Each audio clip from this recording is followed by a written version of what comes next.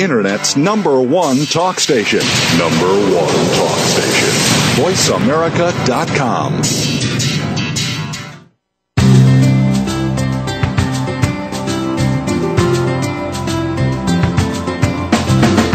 Good afternoon. Welcome to Relationship Radio with your host, Jim Duzak.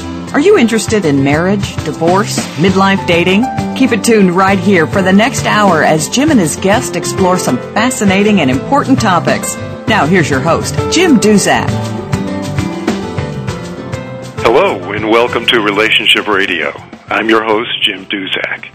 I'm a divorce lawyer and mediator, columnist for ConnectionsForWomen.com and BoomerLiving.com, and the author of the book Midlife, Divorce, and the Rebirth of Commitment. At one point, I even owned a dating service.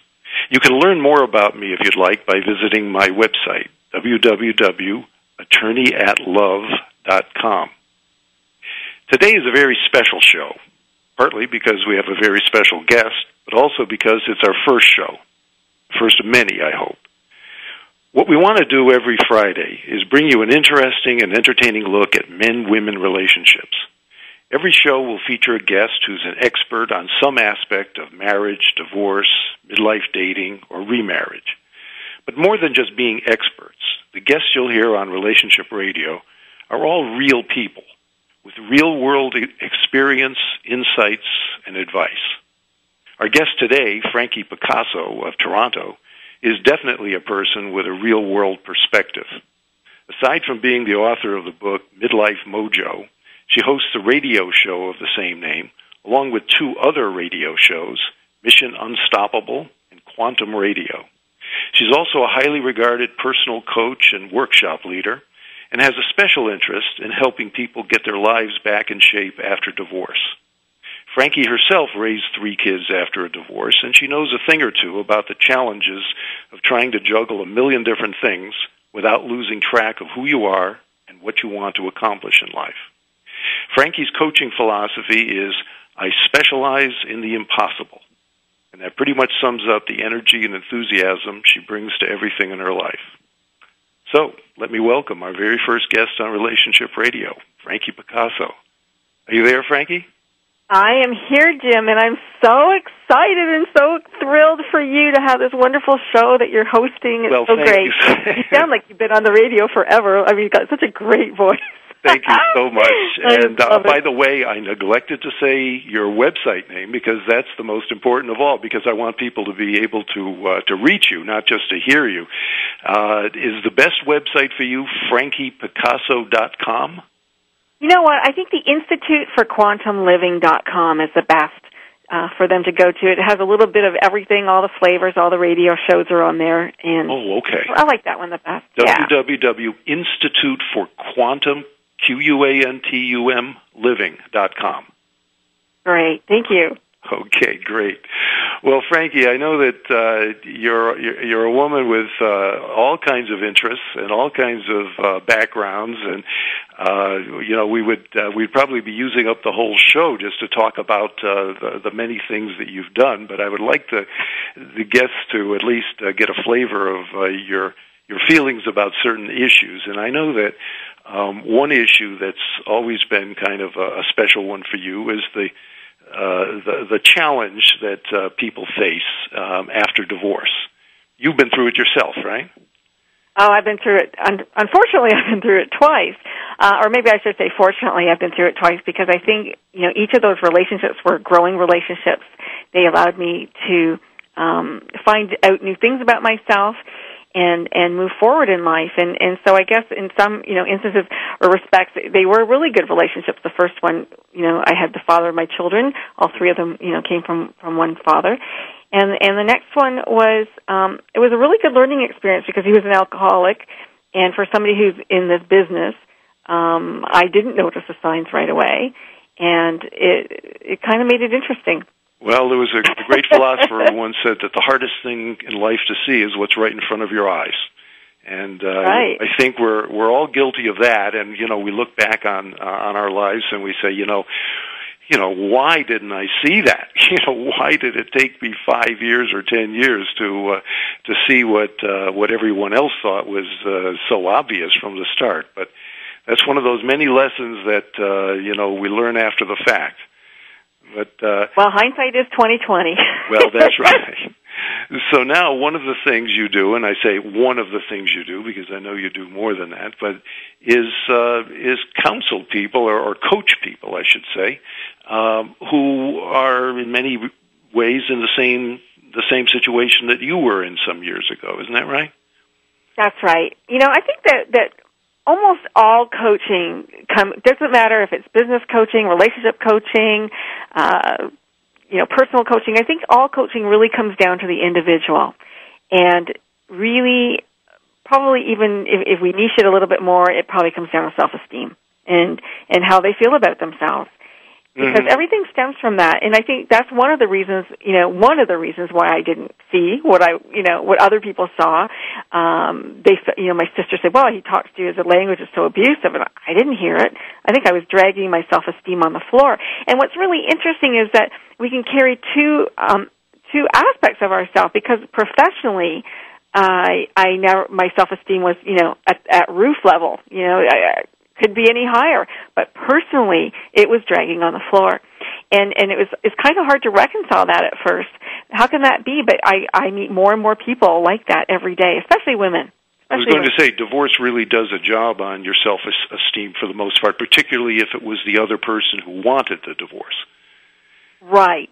Well, I wasn't in that boat. I was the one who always chose to leave, and in a healthy way. In a healthy way, because I was doing what was good for me. And one of the things that I really want to counsel people, because this is a biggie for me, is not to stay in relationship because of money. In both instances, I left. I paid. I didn't have a pot to pee in, as the saying goes. But I didn't want any money from them. I didn't want any alimony. I just said, you know what? This is my idea. I want to go. I want to be free.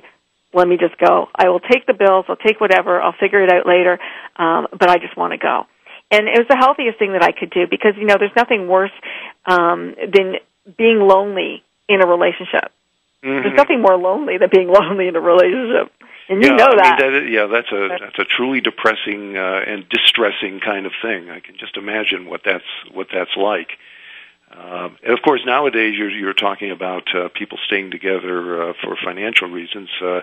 Right. Well, a lot of people feel I that really don't see any benefit from that, Jim. I don't. I really don't. Not in a from an emotional, spiritual viewpoint. So you feel that it would be better just to live, if necessary, in a little one-room apartment, and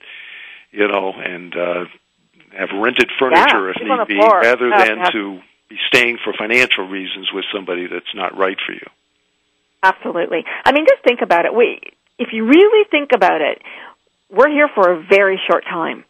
Very short time. Even 100 years is still, or 80 years, 100 years, it's a short time. And our life, the older we get, it flies by. I'm sure you've been noticing that as much as I have. And so why would you want to stick something out? Why would you want to be in a bad relationship? Why wouldn't you want to be able to work on yourself and be happy and not have the angst and the stress and the cortisol and everything, all your emotions all up in upheaval every single day because you're afraid, because, you're worried about money. Money doesn't make people happy. And the more people I run into who are wealthy, the more I find out they're as unhappy, if not more so, than other people, because they've gotten everything and they don't know what else to get. Mm-hmm. They haven't figured it out yet. It's inside, it's not outside. Yeah. You mentioned before that you touched on some differences between women and men after divorce. Do you work in general with both women and men? Some counselors or coaches just specialize in one or the other, and I just wondered how you do it. I actually do both, but probably lean more towards men, just because of the way it happened. Yeah, it's just who's called. Mm-hmm. Do you find? Now that's interesting, because I would tend to think that men don't think they need help. Do you find that attitude, that they think that everything is just right, or maybe they just need a little help here and there just to get them going again. But do you find that men are really capable of looking at those kinds of insecurities that you talked about that people often have? I think looking at the insecurities are difficult. Learning the language is difficult of communication, but they're lost, and they're really lost, and they need help. And they'll reach out for it. They will. They'll talk about it. But they don't, it's a learning process for them to learn to communicate. They don't have the language that women have. You know, I think that's one of the things that, I saw that so often back when I was a divorce lawyer. I remember when I was just starting out. I remember the first thing that used to hit me all the time when I would go to court is that all of the women who would be sitting there had a support network, whether it was their girlfriends or their mothers or whoever it appeared to be. And again, I didn't always know these people; they were just sitting around the courtroom. But the guys were always by themselves, and it often happens, I would think, after the divorce process. Again, as a lawyer, I didn't always see what didn't always get to see what happened to people after they no longer needed me to be their divorce lawyer. But certainly I've met a lot of men who have been through divorce, and they all seem to have the same pattern. They just kind of, just do it on their own. Yeah, they do it on their own. Or they, a lot of times, because this is very traditional for men, is that they find somebody before they leave the marriage. Men don't like to be by themselves, and so very often they will make sure that there's a relationship waiting for them. It's not that they went to have an affair, it's just that they knew that they didn't want to be with their wife, and they wanted somebody in the wings to walk into, because really, guys, they just don't like to do it for themselves. The mothers have looked after them, and their wives there's a very old saying that says, the saying originally was applied to after a widowhood, but where it says that women mourn and men replace.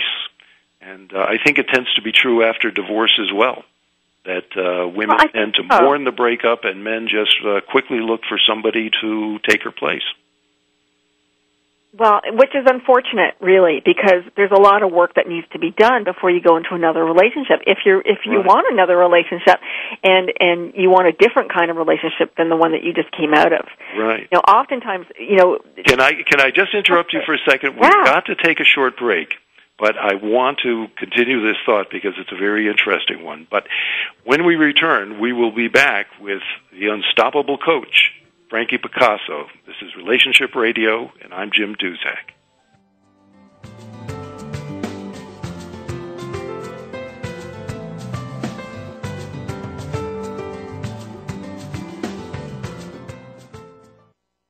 Ask the experts. Call toll-free right now, 1-866-472-5787. And ask our All-Star team to answer your question. That's 1-866-472-5787. Thank you for calling. VoiceAmerica.com. Hi, I'm Jim Duzak, host of Voice America's Relationship Radio. I'm the author of a book called Midlife, Divorce, and the Rebirth of Commitment. It's a book that deals not only with divorce, but with how to enhance your marriage and possibly avoid divorce. Every chapter of the book contains real-world information and advice on issues like sex, money, communication, in-law problems, and the temptation to have an affair. For those thinking of separating or filing for divorce, the book explains how to do it the right way. It also deals with the critical issues of life after divorce, including when to start dating again and how to avoid repeating the mistakes of the past. If you visit my website, www.attorneyatlove.com, you can read excerpts from all 17 chapters of the book. If you'd like to order the book, the site has direct links to Amazon.com and the other major online booksellers. And you can use the site to contact me. I'd love to hear from you. The latest business information is made simple with the Voice America Business Network. The professionals in the business world bring you live talk radio shows featuring an array of business topics, strategies for building wealth, sales and marketing, stock trading, investing, and business technology. Voice America Business hosts are professionals in their fields and bring to the airwaves weekly business discussions that offer up-to-date information, advice, and education. The Voice America Business Network, the bottom line in business talk. Want to have behind-the-scenes access to some of the greatest minds of today? On Shift in Action, we feature leading-edge innovators who are building a more conscious, sustainable, and healthy culture. Host Stephen Dinan offers live shows with evolutionary leaders such as Deepak Chopra, Van Jones, and others who are creating new paradigms for conscious living. You can keep your finger on the pulse of the latest frontier work with our weekly transmission of Inspired Wisdom on Shift in Action, broadcast live every Tuesday at 9 a.m. Pacific Time, noon Eastern Time on Voice America. Stimulating talk. It gets those synapses in the brain firing really fast. All the time. The #1 Internet talk station where your opinion counts. VoiceAmerica.com.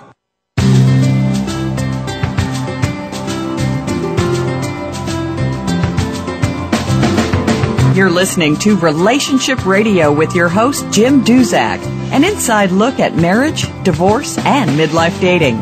Now, back to Jim Duzak. Hello again. We're talking today with Frankie Picasso, the unstoppable coach, about the ups and downs of midlife dating and about divorce recovery. And by the way, you can learn all about Frankie and her book, Midlife Mojo, her 3 radio shows, and all her other activities by visiting, what was it, Frankie? Quantum, say it again? Because I forgot that one. InstituteForQuantumLiving.com. I know it's a mouthful. InstituteForQuantumLiving.com. Frankie has about as many websites as she does radio shows. Jobs. And I tend to get them all confused, so I'm sorry I misremembered that. You know, I wanted to ask you this, Frankie. I was a panelist the other day at a forum nearby here in Scottsdale, Arizona, that was geared towards people in their 40s, 50s, and early 60s. It had to do with dating. And I was one of 4 panel members, and there were about 70 people in the audience, and an awful lot of questions, and then a social hour afterwards. And the one word that I kept hearing from so many people in the audience, particularly the women, was that dating is a horrible experience. That's what horrible, or words to that effect, kept coming up all the time. And at one point I said to somebody that maybe I'm crazy, but I think that dating should be fun. And I got this reaction of almost disbelief from people. They thought I was kidding, to say that. And how about you? Do you think I'm crazy that dating should be fun? Oh, I definitely think dating should be fun, but I think I understand where these folks are coming from.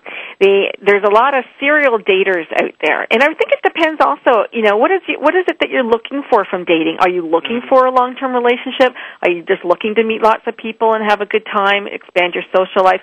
What is it that you want from it? And then, then we can find out what's not meeting your expectations about it. But there are serial daters out there, and there are, men and women who lie, who cheat, and that can make things, not very comfortable. So you need to have some personal boundaries around dating and stick to it. Right. And I also think that one reason that people make things hard on themselves is that they try to solve in one first date all of the problems that they may have had in their past relationships or marriages. In other words, they go into a first date with the idea that they want to find out everything they can, but particularly everything that could be negative about this particular person that they're sitting down to have a cup of coffee with. You know what I mean? And you are so right. Pepper them. Yeah. They pepper that person with all kinds of questions. It's almost as if they have a mental checklist of things that they've got to find out within the first 15 or 20 minutes. And, my thinking is that, yes, you want to avoid the mistakes of the past, but this poor guy, who's sitting there, feeling that this doesn't feel so much like a date as it does a legal deposition or something, by a... Exactly right. Can't be much so fun. Right. For either. Yeah, I get that from men all the time, that they feel like they're in a job interview, and these women are going, check, check, check, check, and crossing them off the list. And people are really just way too judgmental. you should meet somebody with an open heart and an open mind and just find out who they are and just let things flow and unflow and just come out in a nice, easy manner. You don't have to look at this person on the first date and think, okay, 10 years later, am I going to be married to this guy? Forget about it. It's not about being married to anybody. That's right. So many people, that's right. They seem to have that idea that they have to decide by the time they agree to say goodbye or should we see each other again, that it's as if they have to have the next 10 or 15 years plotted out in their head. I know, and it might take 2, 3, 4 dates even to find out if this is going to be somebody that you want to have a relationship with, and at least 6 months before the real people, on both sides, start to come out, and you get to meet who they really are. Right. You get that I would think that at finally the extreme. are. I mean, there's no question there are people that you can tell within a minute or two that are totally. Oh yeah.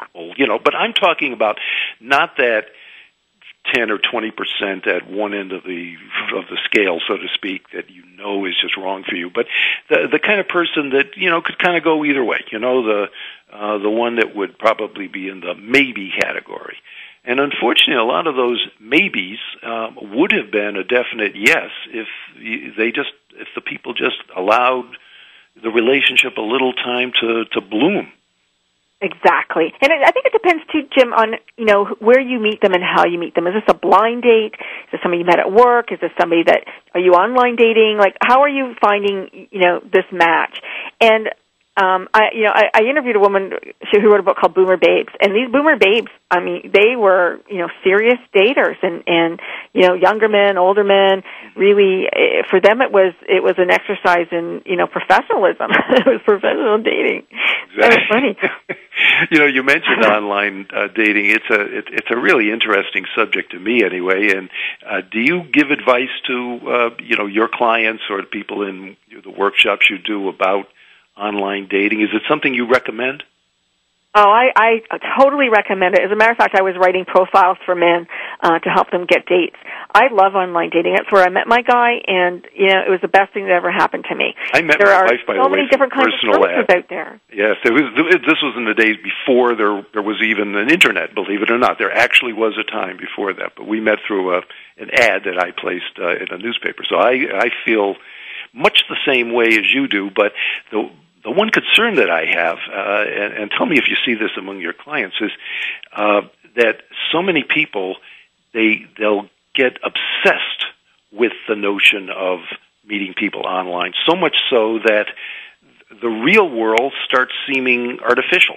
They don't know how to handle, in some cases, people become very adept at communicating with people that they meet online, but then they freeze up when the time comes to actually meet them. Have you seen that happen? Oh, gosh, yes. I've seen it happen where they create, romance online. They never even get to the phone stage because they're in this fantasy world, back and forth, and they can't wait to go home and see who's emailed them today. Then you have the people who are serial daters.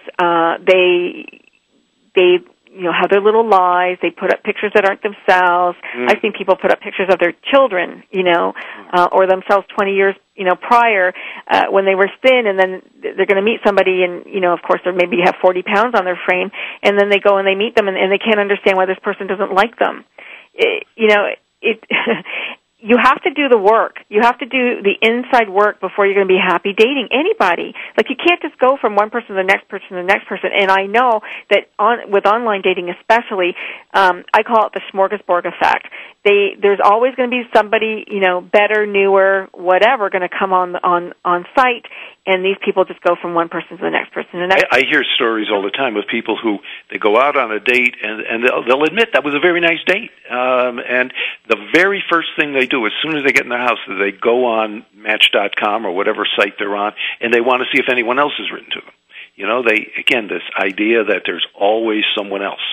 It's that's the. You want to hear a horrible story? Sure. I had a client who went on an online date. said, you want to go to the movies? They were having a great first date. He said, hey, you know what? Like, I normally don't do it on the first date, but we're having such a great time. They'd met at a coffee shop. Would you like to go see a movie? And she said, yeah, I'd love to go see a movie. I need to go home and get my wrap. So they went to her house. She was going to, change her clothes or whatever, get changed. And she put on a CD for him. He's sitting there, listening to this music. And all of a sudden, and a half hour's gone by. The CD, the first, side's already done. So he goes looking for her. She's upstairs on Match.com talking to people. Her date is waiting downstairs to go to a movie. Like, what is wrong with this scene? I suppose with anything in life, you're going to find people that don't know how to use it. But I just think that there's something about online dating that does produce that kind of obsessive-compulsive activity. Maybe someday I'll have a psychiatrist on here and, can go into the murky depths of the human psyche. They can hide behind the screen, Jim. They can hide and they can, make these new personalities for them. They can be beautiful. They can be princesses. They can be whoever it is that this person on the other side wants them to be. Right. And they fall in love. They really fall in love. Well, and the other side of that coin is that the other person is believing that they're like that, or that they have their own fantasy that may or may not be really aided and abetted by what the other person is doing. But, you seize on one little detail. I don't know, let's say you're somebody who admires the novels of James Joyce, and you meet somebody on the internet that, happens to just love James Joyce. And all of a sudden, because you love Joyce, and you're just assuming that person is going to be like you in every way. And if she loves James Joyce, then she must appreciate such and such and such and such and such and such. And you just build this out of thin air, really. You just assume that that's the way it is. And then you meet the person, and you find out that maybe you have nothing in common other than James Joyce. And it's a very big point. The thing is, people make this laundry list of who they want. And they put it on, especially, men and women. I shouldn't say especially men and women, because they both do it. So they go online, they make a profile. I'm looking for, especially men will go, I'm looking for women who can go from an evening gown to jeans or back and forth, whatever, take long walks along the beach. Women go, I'm looking for men who have a sense of humor, who are strong and true and don't cheat, and, all this big whole laundry list. Instead of what this person makes them feel, they're looking for what this person looks like. I'm looking for a blonde with, this and this, and she's slim and she looks good in her, gown. They call it the wish list. The guy with the biceps and the whole this big wish list.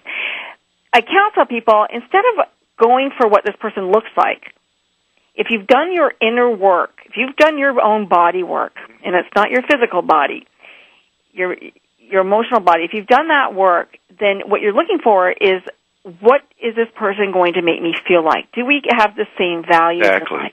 We've got to take another quick break, but I want to talk some more about that when you're back. This is Jim Duzak, and our guest today is Frankie Picasso. Be right back.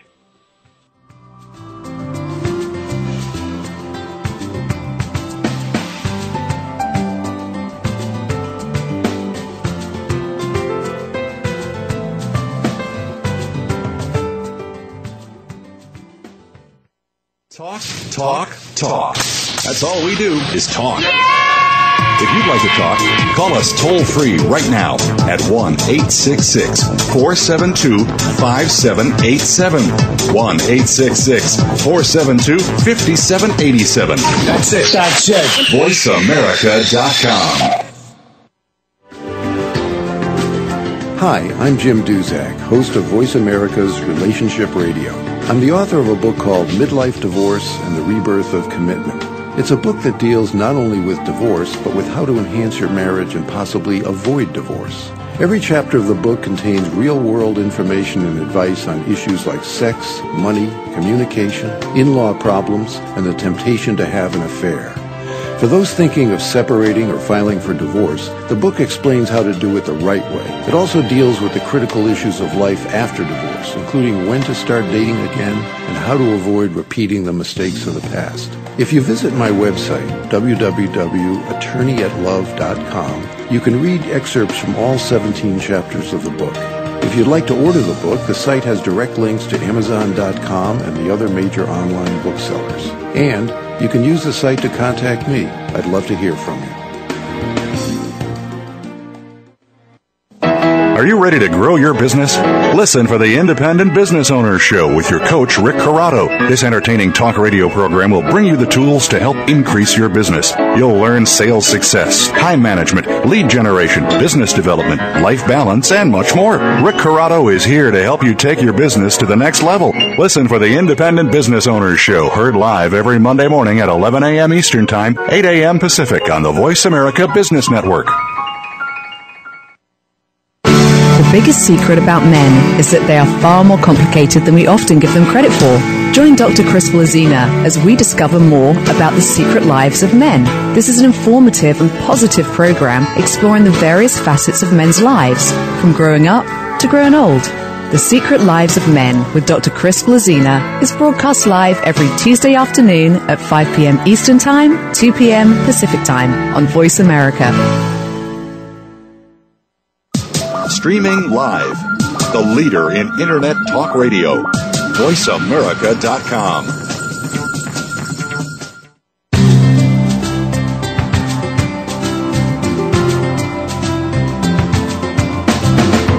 You're listening to Relationship Radio with your host, Jim Duzak, an inside look at marriage, divorce, and midlife dating. Now, back to Jim Duzak. Welcome back.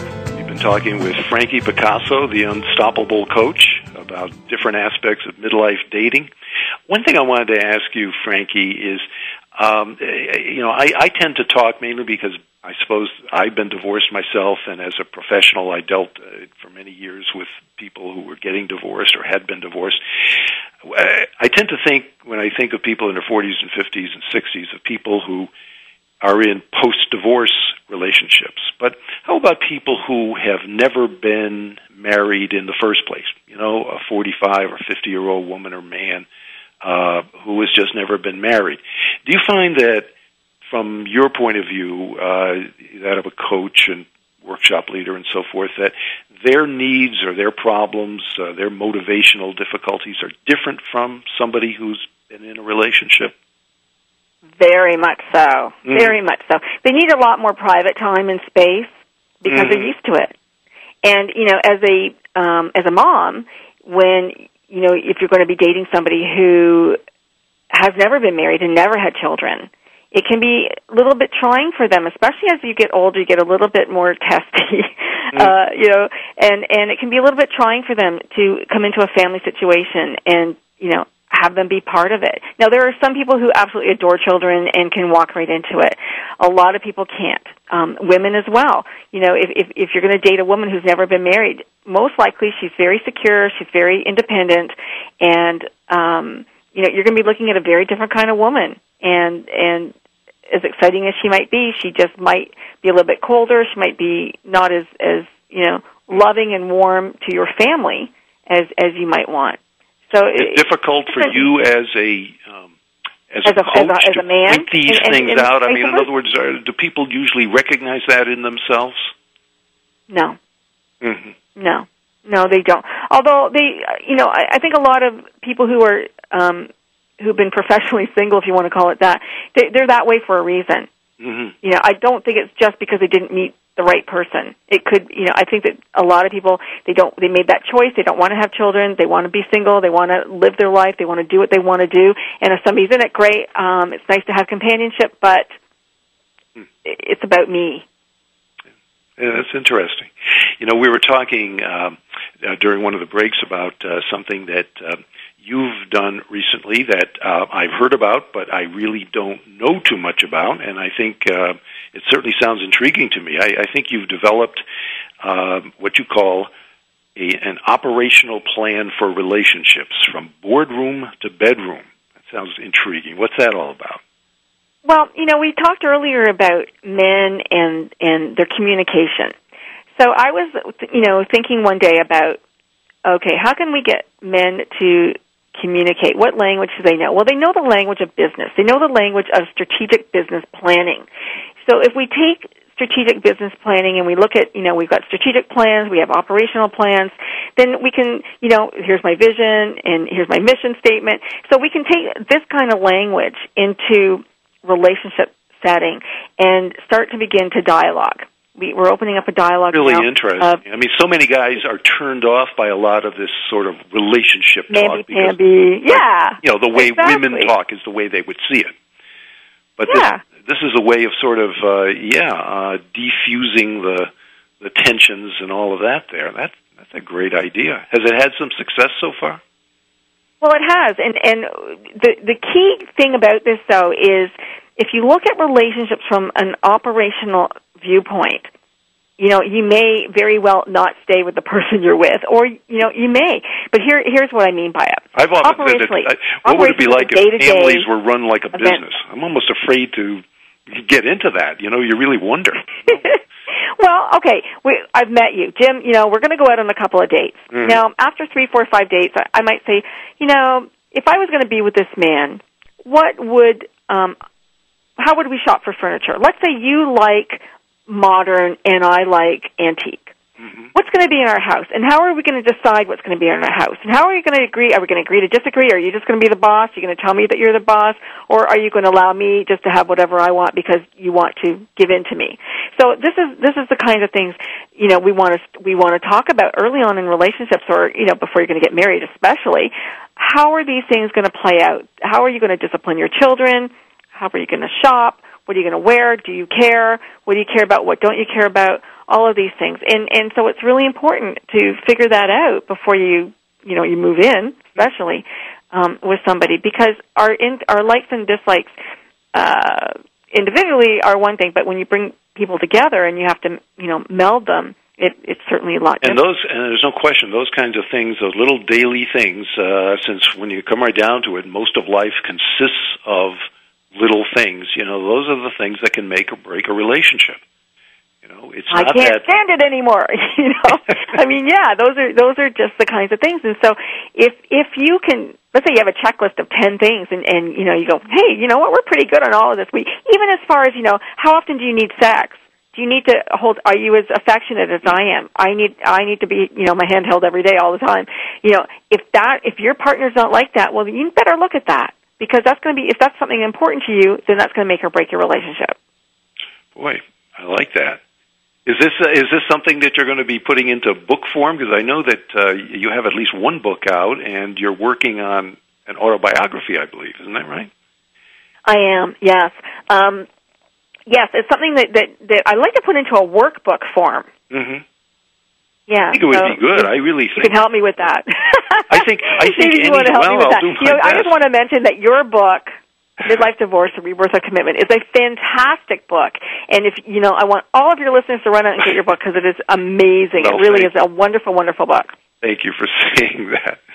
But I really mean it. I know that in a few minutes we're going to have to wrap up, but I wanted to ask you also about something that you've told me is one of your dreams for the future, and that is to have what you might call a retreat center, sort of a permanent place. I guess it could be a combination of a bed and breakfast or a small inn, but a place where people would come either for classes or workshops. And have you been thinking about that more since the first time we talked about it?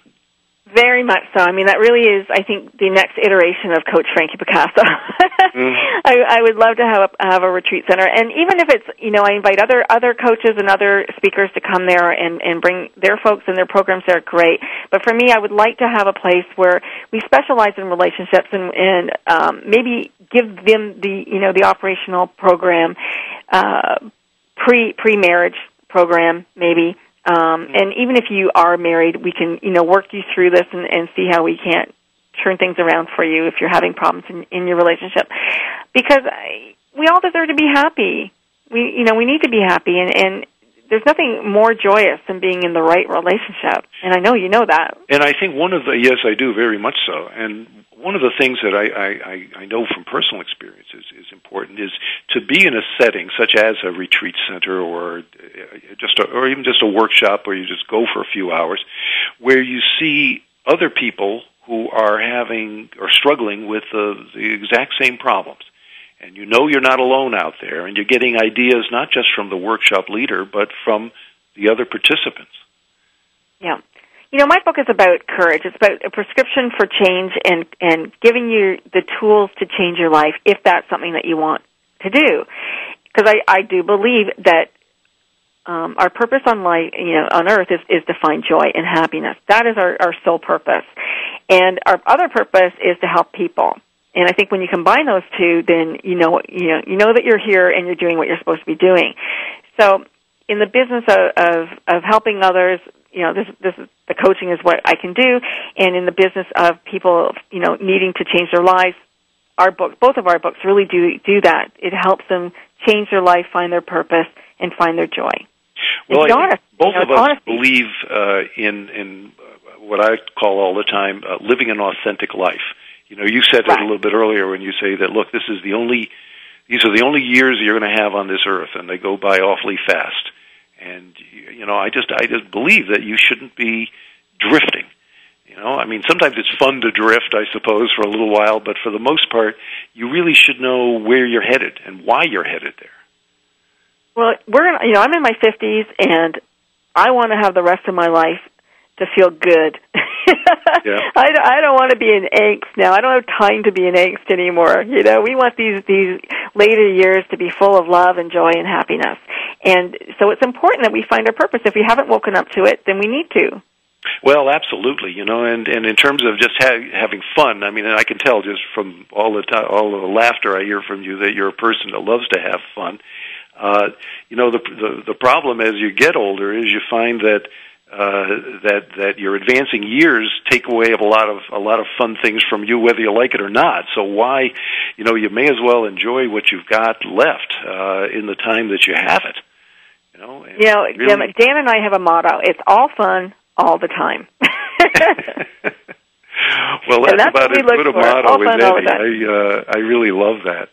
But, we're going to have to do this again sometime, Frankie, because I just, I had probably 10 or 12 other questions that I wanted to ask you on the show today, and there simply was not enough time to do it. But maybe if I could just ask you if you could leave our listeners with, a few of your a little bits of philosophy that they can use right away in their lives. I hate to put you on the spot like that, but what would it be? One or two quick things to let people know that you care about. Well, I think that the probably the number one thing that I would like people to do today is figure out what your values are. A lot of people don't think about what their values are. So sit down, figure out what your top 10 values are, and then call them down to 5. And look at the people in your life, and do they have the same values as you? And if they don't, you know what, maybe those are the toxic people in your life, and they're the ones that you need to drop. You want to surround yourself with people who value what you value. And the other advice I'll give is, as soon as this show is over, go on www.instituteforquantumliving.com. You will learn all about Frankie and her philosophy and her activities. Frankie, we do have to go to another break, but thank you again for being on the show. But to those listeners out there, don't leave yet, because we've got another segment of the show coming right up. Thanks again. Excellent. Thank you.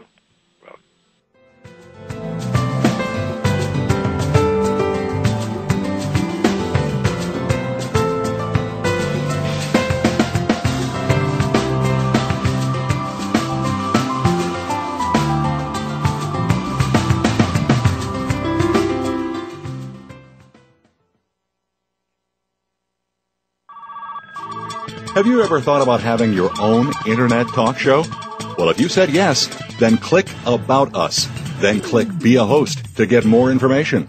Or just call Jeff Spinard at 480-294-6417. Say that again? 480-294-6417. VoiceAmerica.com. Hi, I'm Jim Duzak, host of Voice America's Relationship Radio. I'm the author of a book called Midlife Divorce and the Rebirth of Commitment. It's a book that deals not only with divorce, but with how to enhance your marriage and possibly avoid divorce. Every chapter of the book contains real-world information and advice on issues like sex, money, communication, in-law problems, and the temptation to have an affair. For those thinking of separating or filing for divorce, the book explains how to do it the right way. It also deals with the critical issues of life after divorce, including when to start dating again and how to avoid repeating the mistakes of the past. If you visit my website, www.attorneyatlove.com, you can read excerpts from all 17 chapters of the book. If you'd like to order the book, the site has direct links to Amazon.com and the other major online booksellers. And you can use the site to contact me. I'd love to hear from you. Total career success. What does it mean to you? Voice America presents a radio program dedicated to help you achieve your career goal. Even in times of economic uncertainty, you can achieve your financial goals. Whether you're a college grad, new in the working environment, or a top-level executive, you will benefit from the practical and proven advice on job search and career advancement. Join Ken and Cheryl Dawson every Monday at 9 a.m. Pacific, noon Eastern for Total Career Success on Voice America.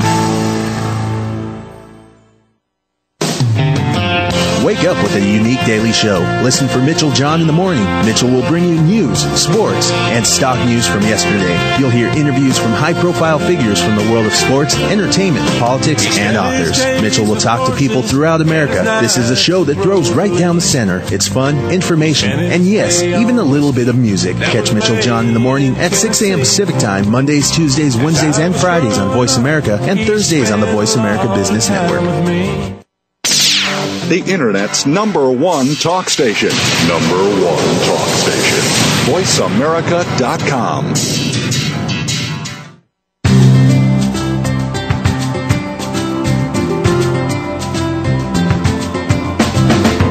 You're listening to Relationship Radio with your host, Jim Duzak, an inside look at marriage, divorce, and midlife dating. Now, back to Jim Duzak. Hello again. I think I mentioned earlier that in addition to being an author and now a talk show host, I'm a lawyer. Since lawyers always love to plead their case, I'm going to be calling the final segment of each show my closing argument. What I'll try to do each week is to make my case, so to speak, on a particular relationship issue and offer some advice that you may be able to use right now. The issue I'll be discussing today is sudden divorce syndrome. Unless you're a marriage counselor or a divorce lawyer, you've probably never heard the term sudden divorce syndrome. But it's real, it's all too common, especially among men, and it can set the stage for a lifetime of resentment. Fortunately, though, it's preventable. Sudden divorce syndrome occurs when one spouse files for divorce and the other spouse has no idea why.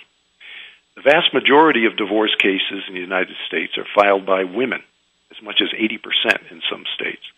And in a lot of those cases, the husbands say they never saw it coming. Why did you blindside me? Why didn't you say something was wrong?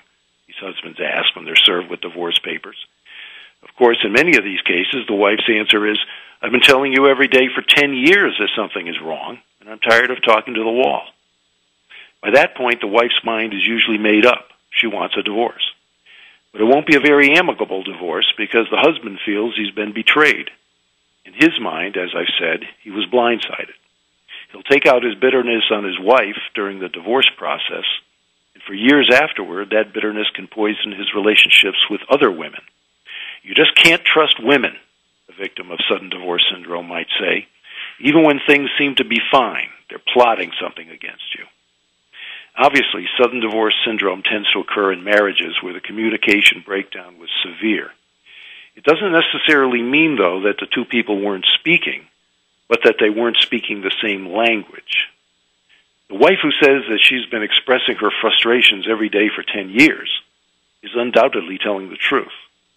But most likely her husband is also telling the truth when he says she never made it plain that something was seriously wrong, or at least serious enough to file for divorce over. What women need to understand about men is that they need to be as direct and as explicit as possible with them, short of an out-and-out threat, if they want to get their message through. particularly if they're talking about difficulties in their marriage or relationship. Most men would rather walk 100 yards barefoot over broken beer bottles than have a conversation with their wife or girlfriend about our relationship. I'm not saying men are right, but I am saying that that's the way it is. Men typically tune out women when they bring up relationship issues. And ironically, the more often the woman raises the issue, the more the man tunes her out. Oh, you know the way women are, a man might say. They love to have something to talk about, even if it's a complaint. But it's no big deal. Yeah, it's no big deal until he hears from her divorce lawyer. In my opinion, women tend to be better communicators than men. They're better at reading body language and reading between the lines of what someone says. They have more ways of expressing something. In general, they tend to be more subtle than men. But a subtle and sophisticated communication style may not be what's needed in dealing with a relationship problem. My advice to women in dealing with men is to say what you need to say simply and directly, but without using threats or losing your composure. If a problem has been going on way too long, you don't necessarily have to say one more time and I'm divorcing you, because anything sounding like a threat will probably backfire. And if you break down in tears, the man will say whatever it takes to stop you from crying. A man hates to see or hear a woman cry. But he'll conveniently forget what he promised as soon as the tears have stopped. What you should say instead is something like, I'd hate to see our marriage end over this. That's not a threat, but it's a statement that's pretty hard to ignore. You might also want to say, okay, I'm leaving it up to you. That's not a threat either, but it will get a man's attention. What do you mean you're leaving it up to me? Well, I mean just what I said. I'm tired of feeling I'm talking to the wall. I'll let you decide if you care enough about saving our marriage. And my advice to men is to stop living in a fantasy world. If your wife or girlfriend is bringing up the same issues all the time, pay attention. Most likely she's not complaining just because she loves to hear herself complain. I'm not necessarily saying their complaints are 100% valid, but I am saying that you're going to have some major problems if you ignore them. And if your wife used to complain all the time about something, and then for no apparent reason stopped, you should really pay attention. Marriage researchers have shown over and over again that when wives stop complaining about a major problem that hasn't been resolved, it usually means that they've given up on the marriage. They may not file for divorce right away, but they'll start exploring their options and thinking about what life would be like as a single person again. By the time they exercise their options and file for divorce, they will already be mentally and emotionally out of the marriage, and it will be too late to patch things up. So if you don't want sudden divorce syndrome to strike your marriage, learn to communicate in a language that the other person understands. Never ignore persistent complaints. As I say in my book, communication problems are the single biggest cause of divorce because they can easily lead to other problems, including the temptation to have an affair. But fortunately, communication problems can be nipped in the bud long before someone does something drastic, as long as both spouses care enough to work on it. Okay, before we wrap up the show, I want to tell you just a bit about next week's guest. We're going to be having Joni Winberg, who is the founder of the National Association of Divorce for Women and Children, and is host of the popular radio show Single Again, Now What? Although Joni works extensively in the divorce recovery field, she also tries to help couples save their marriages and avoid unnecessary divorces. And that's what we'll be talking about, avoiding unnecessary divorces. I also want to mention that even though this isn't a call-in show, I do love to hear from my listeners. So if you have a question, a comment, or some issue in your life you'd like me to know about, just email me at jim@attorneyatlove.com, and that's spelled ATTORNEYATLOVE.com, which is also, coincidentally, the address of my website, www.attorneyatlove.com. So next week, we will be back with Joni Winberg. We're going to be having a great conversation about divorce recovery and divorce prevention. I think it's a fascinating subject. And Between now and then, I hope you will have a chance to look at my website, to email me, to let me know if there's a question or comment that you'd like me to talk about. And you might also want to take a look at the excerpts from my book. All 17 chapters of my book excerpts from all chapters of my book are on the website. Now, finally, I want to thank my guest, Frankie Picasso, for appearing on the show, and I want to thank you for listening. I hope Relationship Radio will be something you look forward to hearing every Friday. Till then, enjoy your weekend, spread some love around. This is Jim Duzak. Goodbye for now.